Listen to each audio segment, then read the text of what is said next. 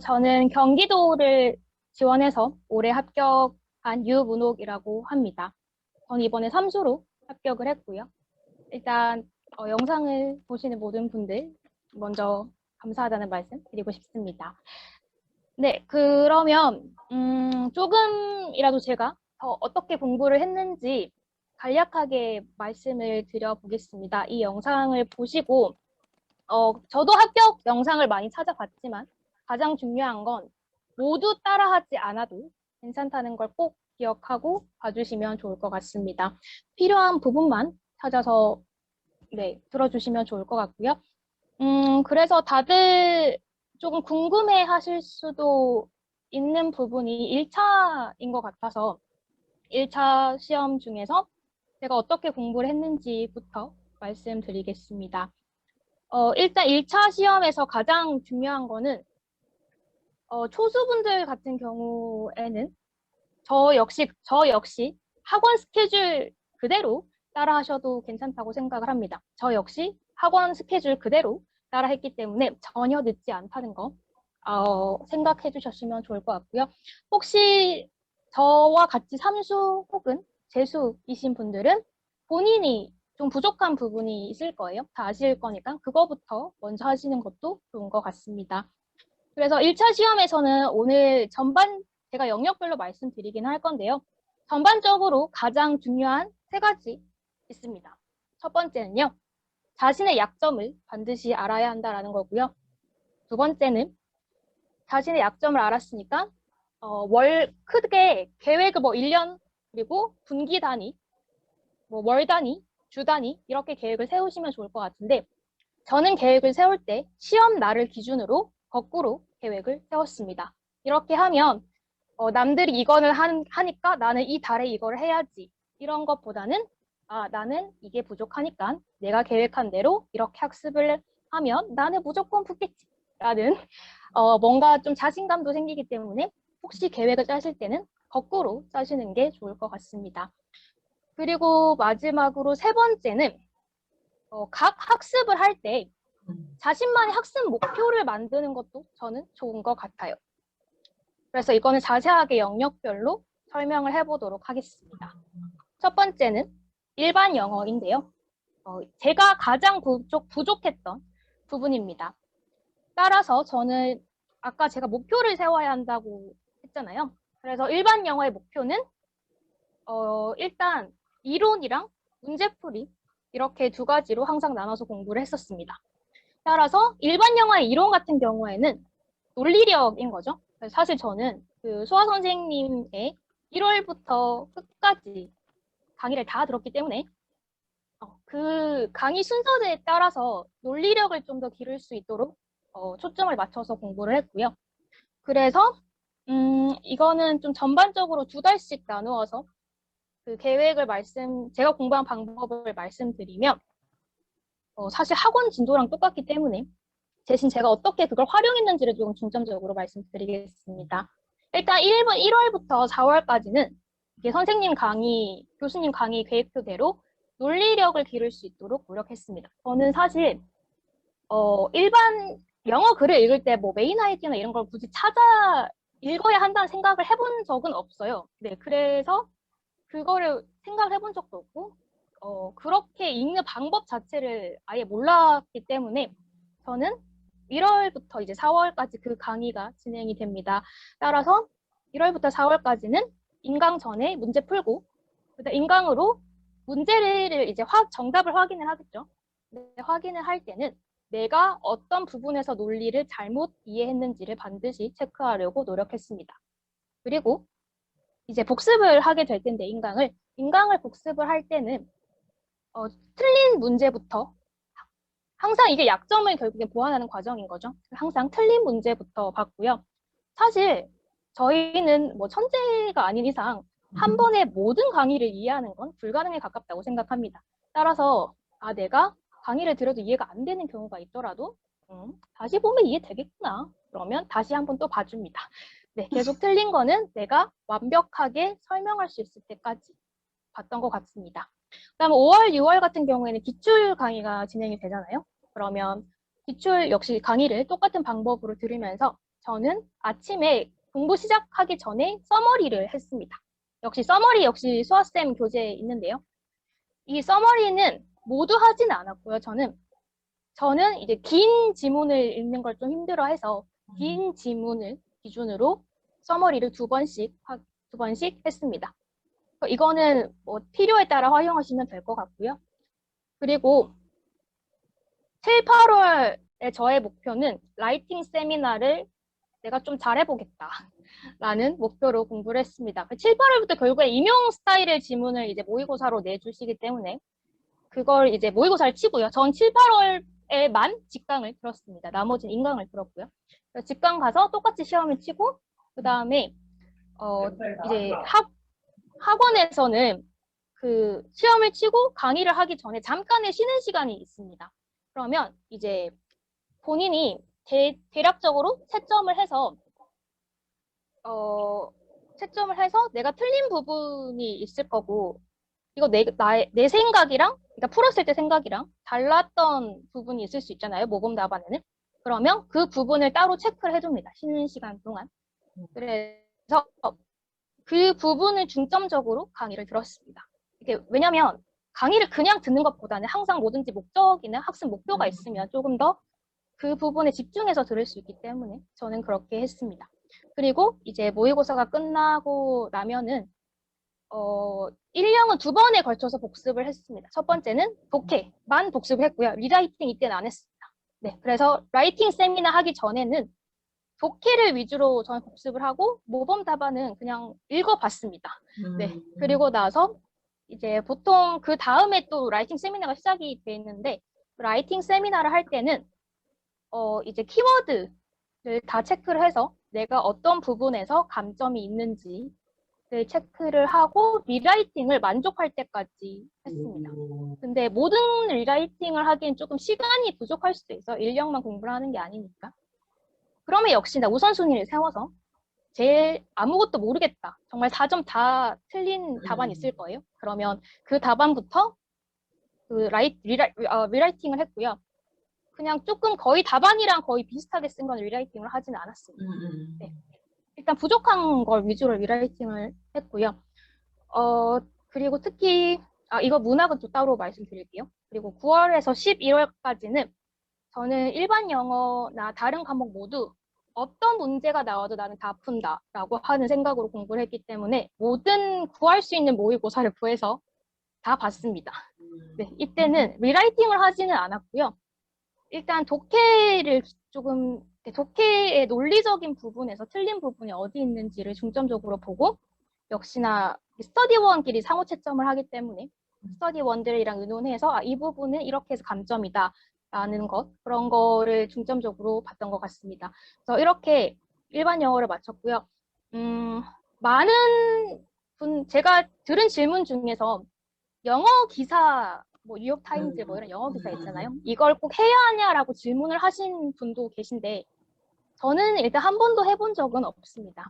제가 하지 않았던 이유는 일단 시험을 준비하는 것은 기본적으로 그 시험 스타일을 문제를 풀어야 된다고 생각을 하고요. 저희가 빨리 합격하는 게 목표잖아요. 그래서 굳이 만들어지지도 않은 그런 기사를 읽을 필요는 없다고 생각을 했습니다. 대신 쉴 때 뭐 오늘 공부가 끝나서 기분이 좋다. 뭐 이런 날이 있으면 교육에 해당되거나 혹은 인문사회 분야가 인용이 많이 나오잖아요. 그래서 그런 분야 같은 경우에 뉴욕타임즈에 뭐 하나씩 네, 읽기도 했습니다. 근데 그거는 정말 그냥 재미로 읽은 게 더 크기 때문에 그건 배경 지식용으로 읽었던 것 같습니다.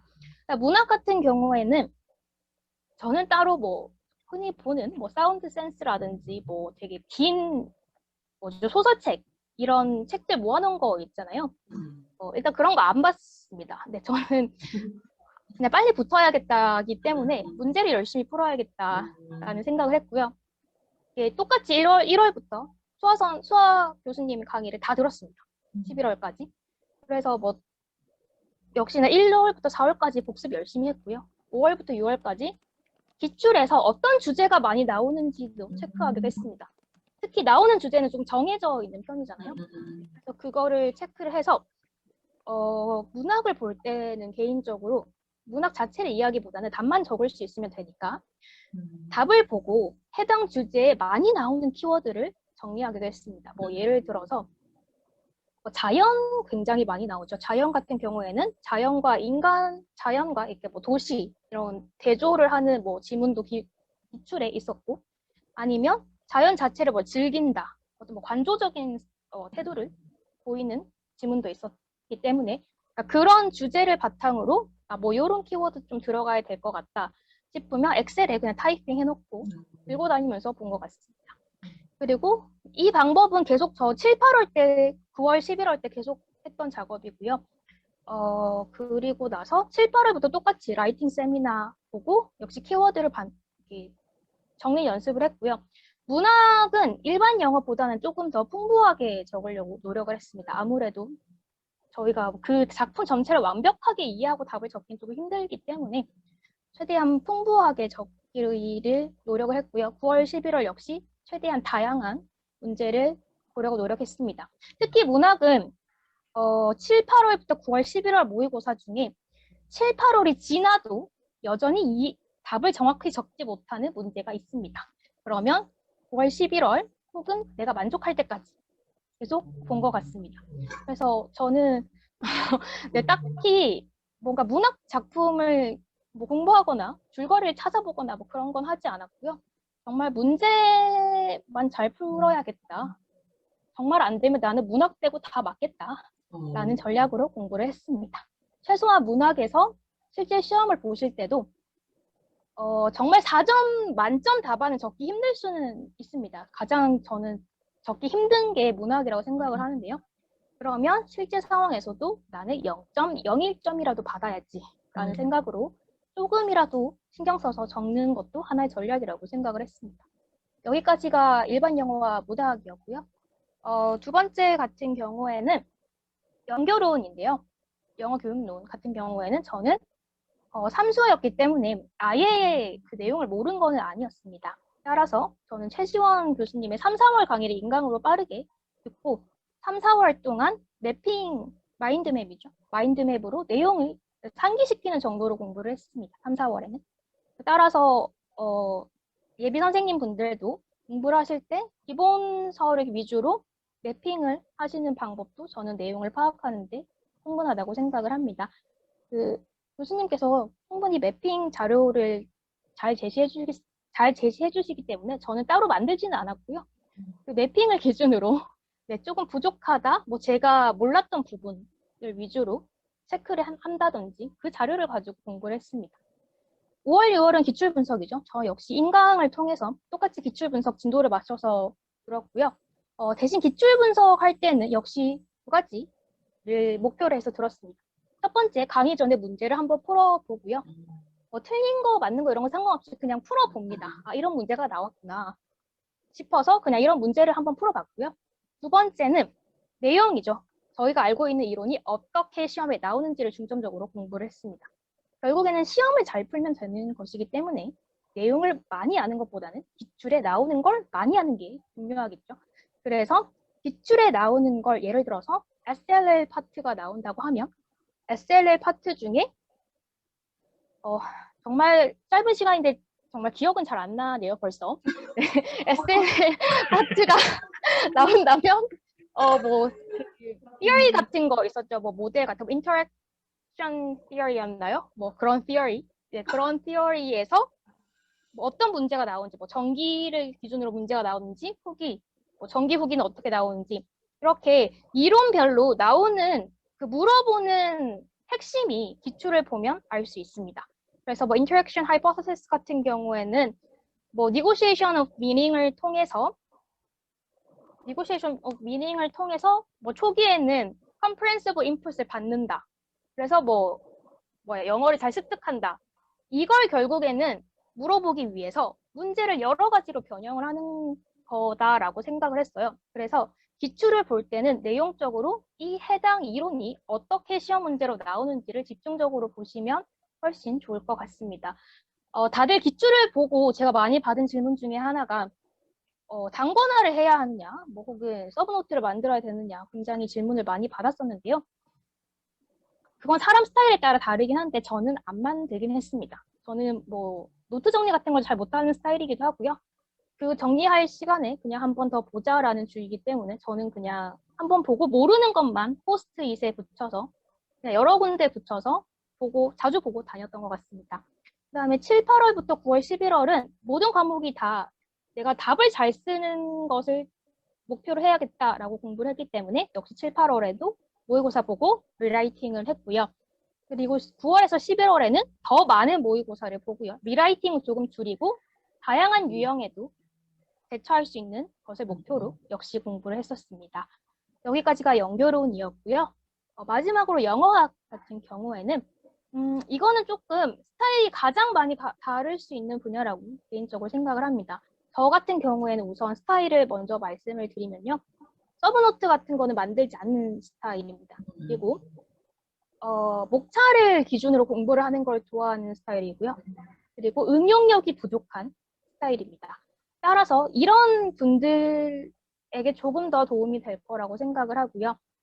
그렇기 때문에 저는 이렇게 공부를 했습니다. 역시나 기본서로 그 최진호 교수님 기본서 있죠. 거기에 매핑도 잘 나와 있습니다. 그 기본서로 일단 어떤 내용이 도대체 임용에는 나올까를 한번 훑어보았습니다.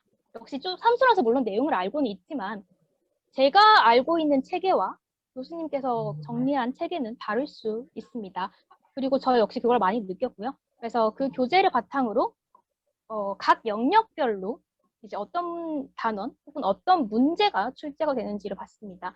그리고 역시 기출. 저는 기출 강의는 모두 인터넷 강의를 들었고요. 그래서 기출 강의를 듣고 영어학은 어떤 데이터가 나오는지를 중심적으로 강의를 들었습니다. 그리고 데이터를 제 스스로 설명하지 못하는 데이터만 뽑아서 역시 포스트잇에 붙여서 그냥 여기서도 보고 저기서도 보고 양치하고 한 번 와서 한 더 보고 이렇게 그냥 자주 봤었던 것 같습니다. 뭔가 특별히 노트 정리를 하진 않았고요. 역시. 그리고 나서 이게 저는 일단 기본서를 본 거고 두 번째는 이제 원서의 압박이 조금 심한 영역이죠. 영어학은. 저는 그래서 원서 역시 다 볼 수는 없기 때문에 저는 우선순위를 정해서 봤습니다. 역시 최진호 교수님께서 기출이었나? 그 1, 2월에도 제공을 해주시는 것 같은데 그 임용고시에 자주 빈출되었던 그 원서 목록을 제공을 해주세요. 그래서 그걸 기준으로 통사로는 나는 무엇을 보겠다, 음성학은 무엇을 보겠다, 문법 이렇게 영역이 있잖아요. 그래서 그렇게 정해서 봤었습니다. 그리고 통사론이 원서에서 출제될 확률이 가장 높았기 때문에 저는 통사론 원서 2개, Transformational Grammar랑 하나는 신텍스, 카니 신텍스죠. 이거 2가지 봤고요. 그리고 음성학은 Applied Phonology, 이것도 다들 보시는 책이니까 네, 저도 이거 봤습니다. 그리고 Teacher's Grammar 같은 경우에는 그래머 영역인데 사실 그래머 영역의 기출을 보면 정말 Teacher's Grammar를 봐서 맞출 수 있는 문제도 물론 나오지만 재수 때도 그랬고 초수 때도 그랬고 저는 개인적으로 그 책을 보지 않아도 문법은 맞출 수 있겠다라고 생각을 했었기 때문에 그냥 지문을 읽고 네, 맞추겠다라는 조금은 위험할 수도 있는 생각이긴 하죠. 저는 그렇게 공부를 해서 Teacher's Grammar을 정말 다른 원서보다 정말 열심히 보지는 않았습니다. 그리고 나머지인 뭐 Semantics라든지 Pragmatics, 뭐 Morphology 같은 경우 원서를 아예 보지 않았고요. Introduction to Language만 그냥 가볍게 한번 읽어봤습니다. 그리고 신텍스 전반적으로 원서를 공부할 때는 일단 저는 목차를 다 세웠습니다. 기출을 보면요. 기출에 나오는 영역이 정해져 있습니다.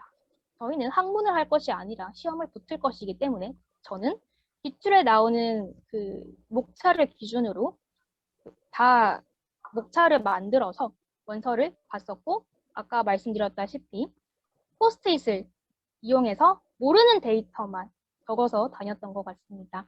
영어학은 특히 중요한 게 문제풀이였는데요. 저는 삼수였기 때문에 처음부터 문제를 풀었습니다.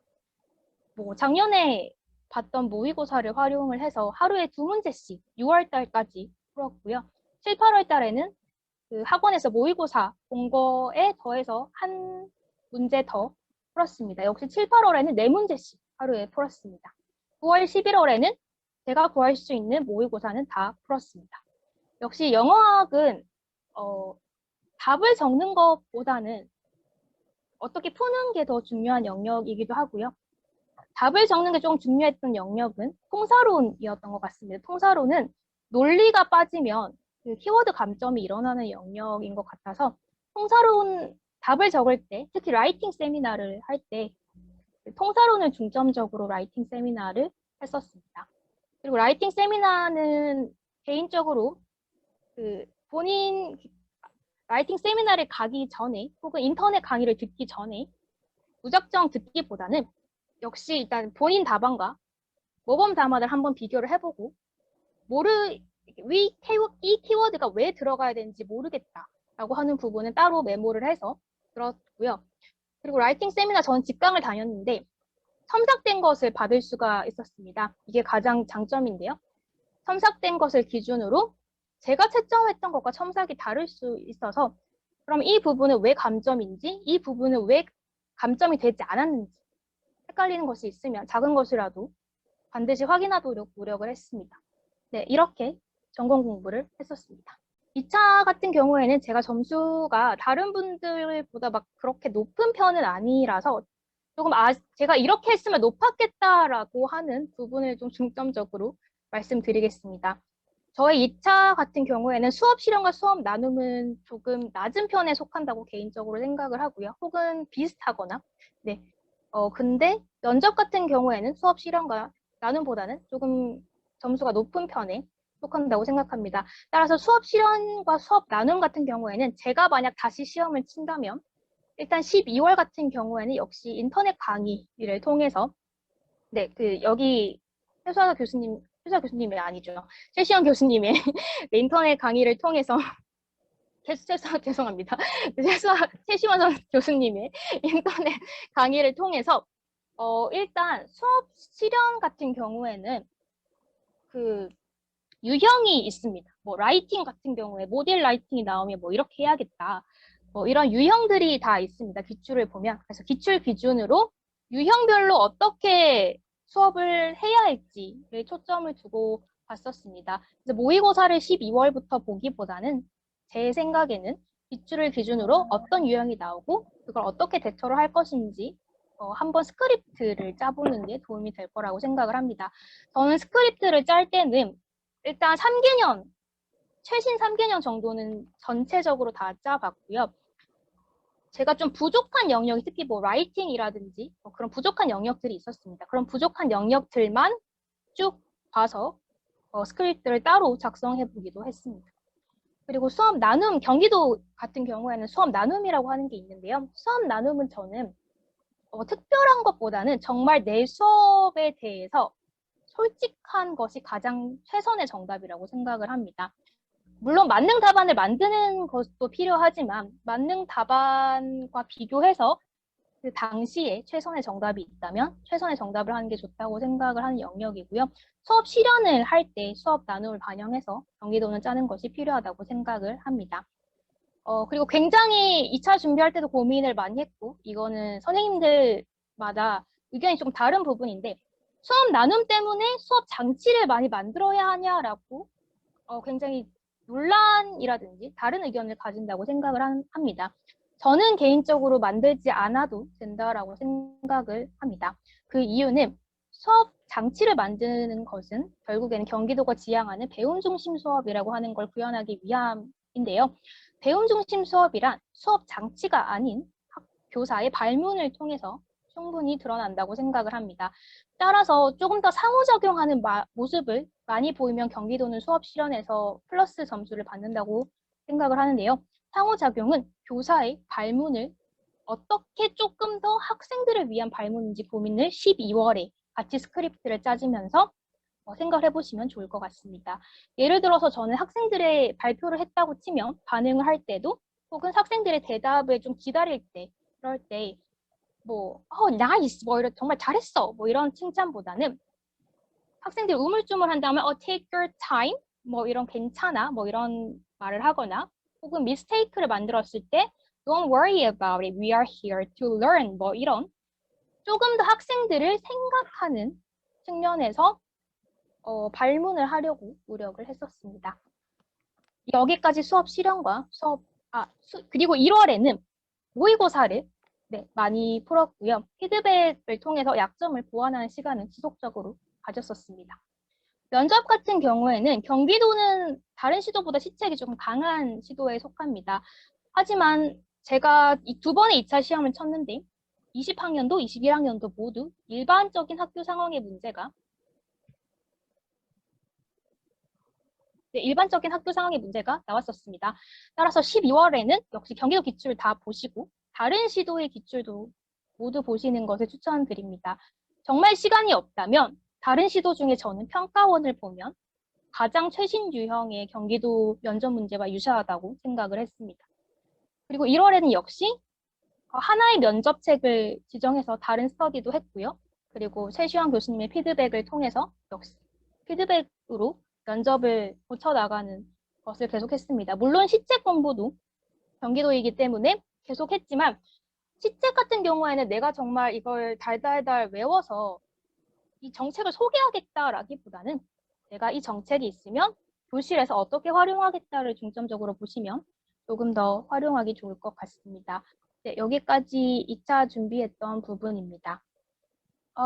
그리고 가장 삼수를 하면서 꼭 기억해야 하는 부분은 약점, 제일 처음 말씀드린 것처럼 약점 보완입니다. 소수신 분들도 그렇고 다른 공부를 더 오래 하신 분들도 그렇고 약점을 분명히 아실 거라고 생각합니다. 저 역시 알았고요. 약점을 아는 것과 약점을 보완하기 위해 노력하는 것은 조금 다르다고 생각을 합니다. 그 이유는 약점을 알고 그것을 개선해 나가는 건 다른 공부를 하는 것보다 힘든 것은 맞습니다. 그래서 약점을 보완하는 걸 가장 첫 번째로 하여서 계획을 짜는 것이 좋다고 생각을 합니다. 그리고 특히 저는 올해는 여기 최시원 교수님 팀의 강의에 정말 도움을 많이 받았는데요. 왜 제가 다른 팀들도 많이 들어보셨을 거예요. 그런 팀이 아닌 이 팀을 선택했는지에 대해서 이번에는 말씀을 드려보도록 하겠습니다. 저는 제가 약점을 분석을 했을 때는 일단 일반 영어를 논리적으로 읽지 못한다라고 하는 게 가장 컸습니다. 그리고 제가 재수까지 했지만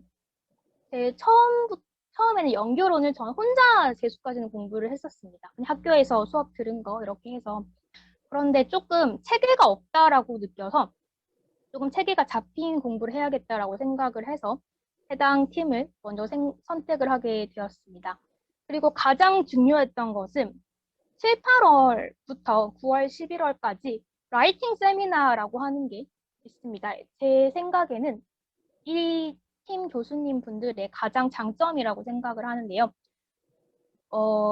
임용에서 높은 점수를 받으려면 답안을 잘 쓰는 것이 가장 중요하다고 생각을 합니다. 특히 올해 시험 같은 경우에는 답안을 더 잘 쓰는 게 중요했었다고 생각을 하고요. 그렇기 때문에 직접 첨삭을 해주시고 그리고 그 첨삭한 내용에 대해서만 또 강의를 제시해 주시는 라이팅 세미나죠. 네, 여기 라이팅 세미나를 제시해 주시기 때문에 저는 답안 연습에는 이 팀이 굉장히 도움이 될 것이라고 생각을 하여서 선택을 하게 됐습니다. 따라서 점점 더 물론 임용 시험이 어려워지고 그만큼 답안을 잘 쓰는 것이 매우 중요해지기 때문에 저는 답안 연습을 위해서는 라이팅 세미나를 적극적으로 추천을 해드리고 싶습니다.